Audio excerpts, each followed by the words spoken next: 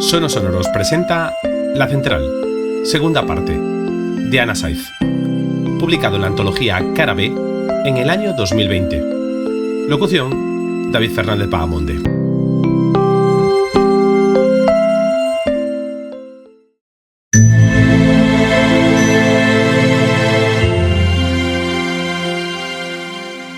Eliseo supuso que su interlocutora llevaba peor que él el turno de noche.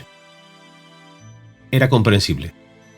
Él también había pasado por esa fase en la que 8 horas sin intercambiar palabra con nadie parecían 8 años. Hasta que había descubierto que podía aprovechar el tiempo para pintar sus miniaturas con calma, y los turnos habían empezado a hacérsele incluso cortos. Miró al rey enano en su trono, que aún sostenía en la mano, y lo dejó sobre la mesa. No pasaba nada. Tenía muchas noches por delante para pintarlo, y podía hacer la buena obra del día dándole conversación a aquella muchacha. ¿Y dónde es aquí? No obtuvo respuesta. ¿Dónde está usted? La verdad es que no lo sé. Contestó ella al fin. ¿Cómo que? ¿Cómo no va a saber dónde está? Una idea terrible cruzó la mente de Eliseo. No estará secuestrada, ¿no? ¡Llamo a la policía! No. Se apresuró a tranquilizarlo ella. Llevo en este lugar toda la vida, pero no sabría decirle dónde está. Ellos lo llamaban Central, si eso le dice algo. ¿Ellos? Los humanos, los que se fueron y me dejaron sola y aburrida. ¿Está usted tomándome el pelo? Eliseo se revolvió en el sillón, que crujió como si fuese a tronzarse. Ah, ya. Es uno de esos programas de radio que gastan bromas, ¿no? ¡Ja! ¿Por qué iba a tomarle el pelo? Contestó la joven ofendida. Solo quería a alguien con quien hablar porque me aburro. Y si aquí no contestaba nadie, ¿por qué no ha probado a llamar a otro número? No puedo, dijo, como si fuese lo más evidente del mundo. Cuando se fueron, se llevaron casi todo. Solo quedaron algunos archivadores, papeles que ya me sé de memoria y algunos cacharros que no funcionan. Solo funciona este teléfono y solo la tecla de volver a llamar al último número, que por lo que parece es el suyo. Su voz sonaba triste y Eliseo se sintió fatal, pero seguía sin entender nada. Y si estaba saliendo en antena, no pensaba quedar ni como un pringado ni como un capullo. Decidió aclarar aquel asunto de una vez por todas. Buscaría en internet el número que salía en la pantalla de identificación de llamadas del teléfono, y así sabría de dónde le estaban llamando. Pero no le hizo falta. El número que marcaba la pantalla era un número interno. Está llamando desde una central, pensó en voz alta. Ya se lo he dicho, contestó ella cargada de razón, y a Eliseo le pareció que gruñía. Deme un segundo. Sin tener muy claro si aquel descubrimiento aclaraba la situación o la hacía más confusa, Eliseo sujetó el auricular del teléfono con el hombro contra su oreja y tecleó el número de la central en la base de datos del ordenador. Después de unos segundos apareció el código de central y la dirección completa, y en mayúsculas, en rojo y en negrita, la palabra clausurada. Eliseo se quedó sin respiración unos segundos, hasta que se la devolvió un escalofrío. Había oído hablar de aquella central. Estaba en el centro de Madrid, en un enorme edificio del siglo XIX. Había sido de las primeras que instaló la compañía telefónica, y también de las primeras que cerró cuando se disparó el precio del suelo. Ninguna otra empresa había querido o podido utilizarla desde entonces, y llevaba abandonada más de 20 años. Pero, ya incluso antes de que la abandonaran, sobre aquella central circulaban rumores. Todos los guardias de su empresa conocían a algún guardia, que conocía a algún guardia, que había trabajado allí, y que contaba que, en el silencio del turno de noche, por debajo de las salas de conmutación, por debajo incluso de los sótanos técnicos, se escuchaban ruidos de cadenas que hacían estremecer al más valiente.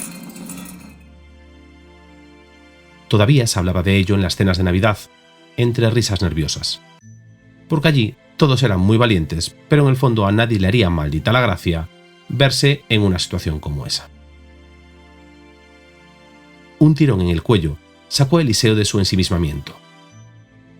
Ya no tenía edad para ponerse así el teléfono, y como se enterasen los de riesgos laborales le caería una bronca. Dejó el auricular en la mesa, se levantó, salió de la garita y de la central. Se aseguró de cerrar la puerta por si le veían por las cámaras de seguridad. Se plantó allí delante con los brazos en jarras, cerró los ojos y respiró hondo. El aire húmedo y frío de la noche primaveral le entró directo a los pulmones y le despejó la mente. No podía ser verdad, pero ¿y si era?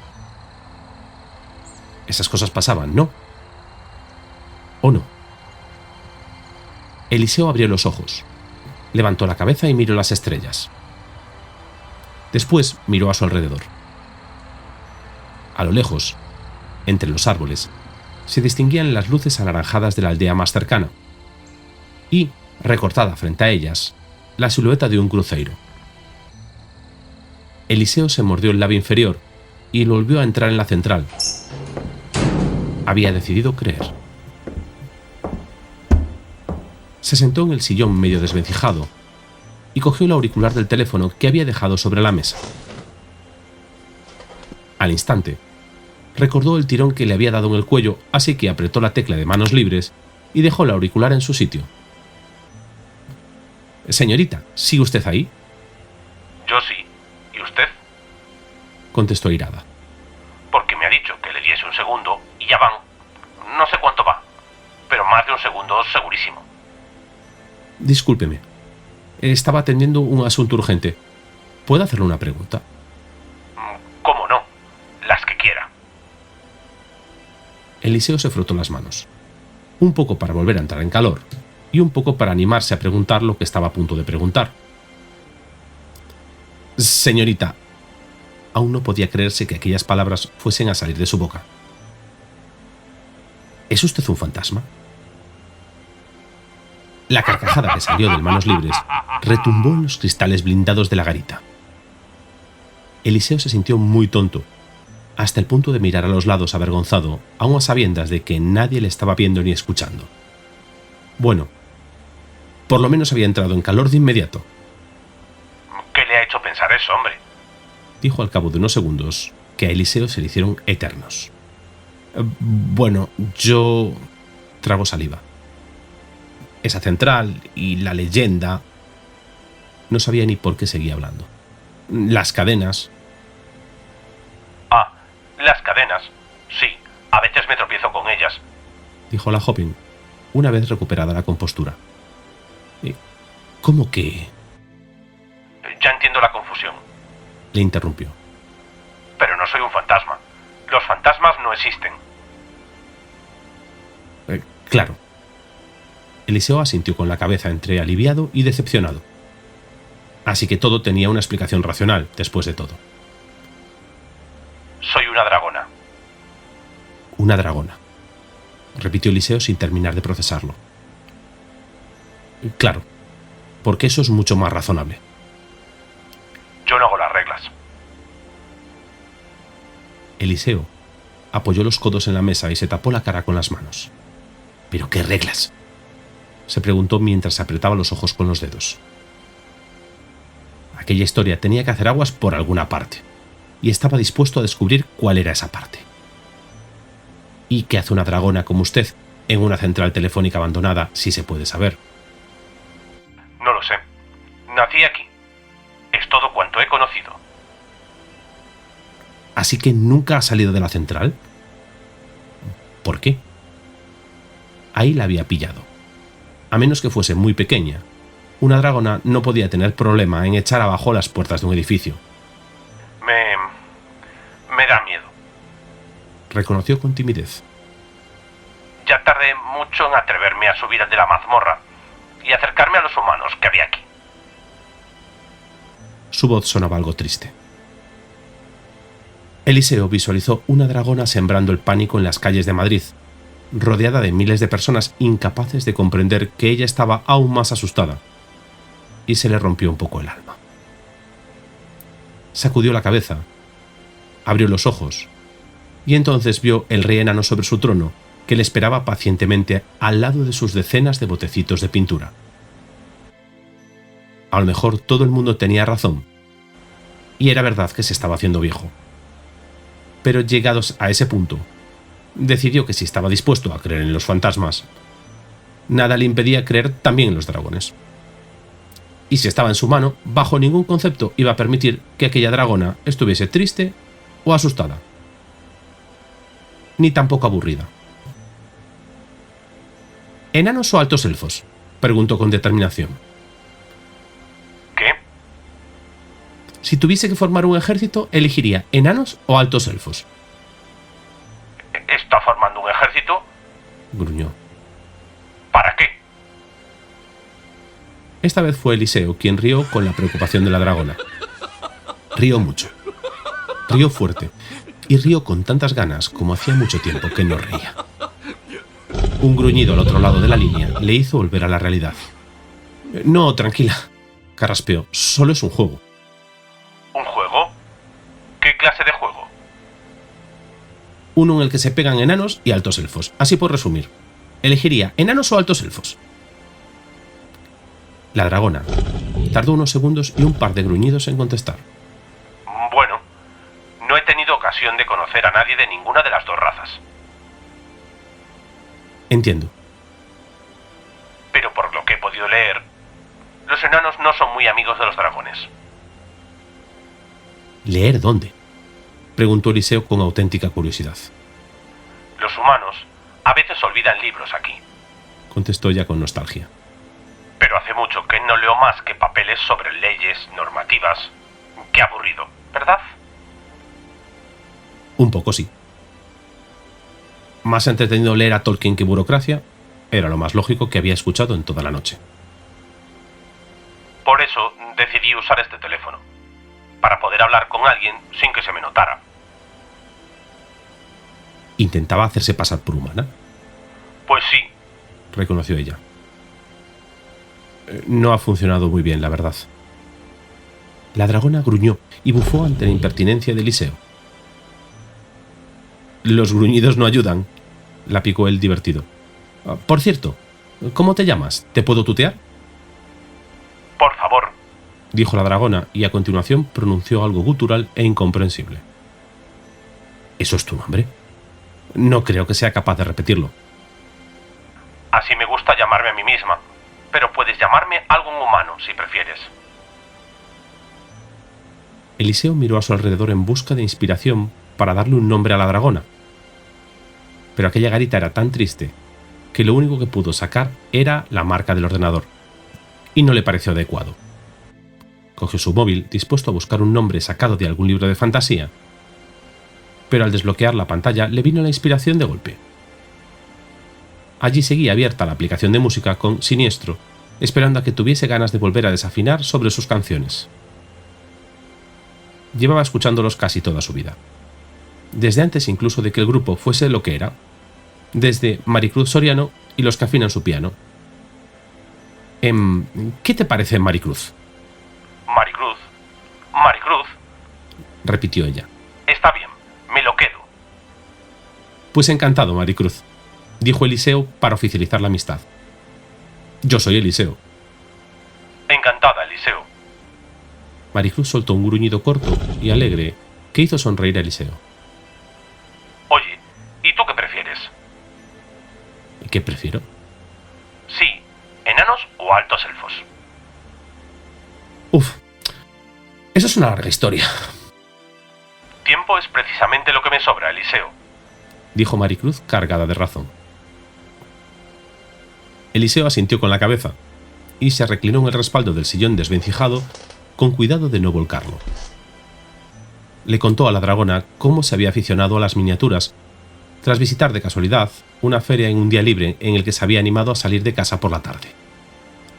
Que al principio sus favoritos eran los romanos, porque le recordaban a los soldaditos que tenía de pequeño, pero que una vez coincidió en un turno con un guardia que le había picado con la fantasía.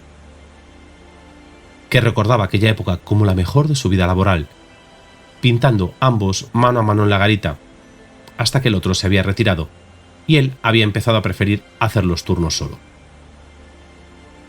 Él prefería los altos elfos, pero a mí me parecían unos estirados. Los enanos iban mucho más conmigo, más llanos, acostumbrados a sitios cerrados y oscuros. ¿Y no hay ejércitos de dragones?, preguntó Maricruz. No, porque ganarían a todos los demás. La dragona se rió, o más bien gruñó, pero Eliseo lo interpretó como una risa y rió él también. Eliseo y Maricruz siguieron hablando hasta que el sol empezó a asomar por la rendija de la puerta de la central. A Eliseo se le había pasado el turno de un suspiro e incluso había olvidado comerse el bocata de chicharrones. Maricruz, lo siento mucho, pero tengo que irme. He acabado de trabajar. La dragona protestó con un gruñido. Pero puedes volver a llamarme mañana a la misma hora, si tú quieres, claro. Claro. Gruñó con alegría. Hasta mañana. Eliseo recogió sus pinturas intactas y el rey enano sobre su trono, aún sin pintar. Se quedó mirándolo y se preguntó qué pensaría el rey sobre meter un dragón en su ejército. Igual podía buscar alguno y pintarlo como Maricruz le contase que era su piel. Ella tenía razón. No se solían ver enanos con dragones, pero tampoco creía que las reglas especificasen que no se podía. Guardó todo en su maletín y se fue a casa. La noche siguiente, Eliseo empezó el turno a las 12, y a las 12:20 ya había hecho toda la ronda. Se encerró en la garita, se sentó en el sillón desvencijado y sacó su termo de Coca-Cola, su bocata, sus pinturas y su rey enano, y esperó, cruzando los dedos para que lo de la noche anterior no hubiese sido solo el sueño de un viejo. A las 12:30 sonó el teléfono, puntual. Eliseo descolgó con cautela y sonrió al escuchar el gruñido al otro lado de la línea. Y así durante meses, el segurata Eliseo y la dragona Maricruz hablaron por teléfono cada noche. Hablaron sobre ejércitos de miniaturas, rock de los 80 y literatura fantástica. Sobre aliento de fuego, cadenas y mazmorras bajo centrales telefónicas antiguas. Sobre lo divino, lo humano y lo draconiano. Y, mientras ella le describía la forma de sus alas y el color de sus escamas, él pintaba en secreto la miniatura de dragón que había comprado para luchar junto a su rey enano. Y casi sin darse cuenta, Eliseo se encontró un día en la oficina comarcal, rodeado de compañeros, globos y guirnaldas, y con una tarta ante él que tenía escrito «Feliz jubilación», con letras de chocolate temblorosas. «¿Qué vas a hacer ahora con tanto tiempo libre, Eliseo?», le preguntó su jefe, después de chuparse los dedos manchados de crema. «Seguro que pintar miniaturas». Asunción le señaló con una copa de sidra. «Anda, enséñales el dragón». «Es dragona». Eliseo sacó de su maletín la miniatura de la que más orgulloso se sentía en toda su colección. «En realidad tengo pendiente un viaje a Madrid». Todos en la oficina rieron. «Pero hombre, si suele ser al revés, la gente cuando se jubila se va a la costa». «Ya, pero yo voy a visitar a una amiga», contestó él, mirando la miniatura con la sonrisa de un niño a punto de hacer una trastada. «Tengo que darle un regalo».